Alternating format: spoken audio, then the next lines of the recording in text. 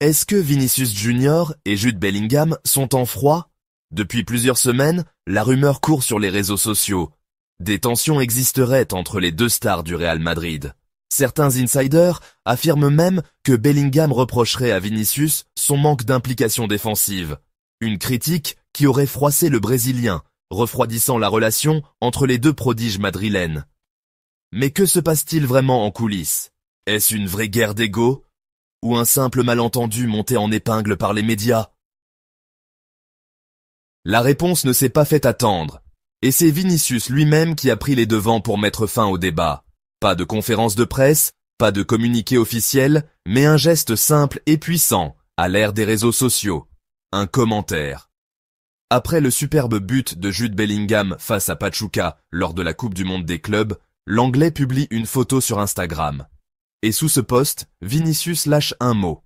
Belly goal. Un clin d'œil clair, un message sans détour. Pas besoin de longs discours. Ce surnom affectueux mêlant Bellingham et goal a suffi à calmer le jeu.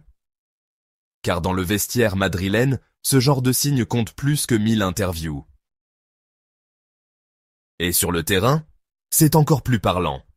Titulaires ensemble, face à Pachuca, Vinicius et Bellingham ont tous deux brillé, montrant une complicité évidente. Les sourires, les passes, les célébrations, tout indique que l'alchimie est bien là. Résultat, une victoire cruciale pour le Real Madrid qui se relance après un début de tournoi poussif contre Al Hilal. Mais alors que tout semblait rentrer dans l'ordre, un autre événement a électrisé la planète foot.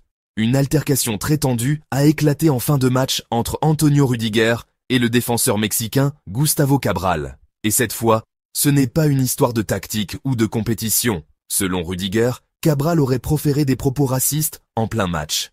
Des mots d'une extrême gravité, que la FIFA a immédiatement pris au sérieux.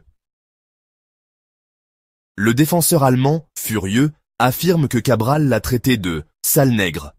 Cabral, lui, dément fermement, expliquant qu'il aurait plutôt dit « sale merdeux » dans le feu de l'action. Deux versions radicalement opposées.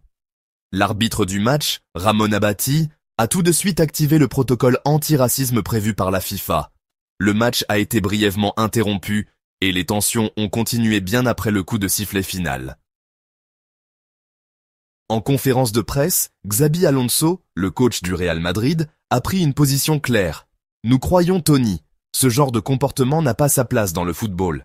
Si les faits sont avérés, la sanction doit être exemplaire. Un message fort, dans la lignée de la tolérance zéro, affiché par le club et l'organisation du tournoi.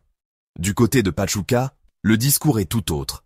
Jaime Lozano, l'entraîneur mexicain, appelle à la prudence et prend la défense de son joueur. Je ne l'ai pas encore entendu, mais je connais Gustavo. Je ne peux pas croire qu'il ait dit cela. L'affaire est désormais entre les mains de la FIFA, qui a ouvert une enquête officielle. Des images, des enregistrements audio et les témoignages des officiels seront analysés. Le verdict pourrait tomber dans les prochains jours, et il pourrait faire beaucoup de bruit. Pendant ce temps, le Real Madrid garde le cap. Leur prochain adversaire en Coupe du Monde des clubs, le RB Salzbourg. Un match décisif, une victoire obligatoire. Et surtout, une équipe unie à reconquérir, sur et en dehors du terrain. Alors, simple rumeur ou véritable tension dans les coulisses du Real?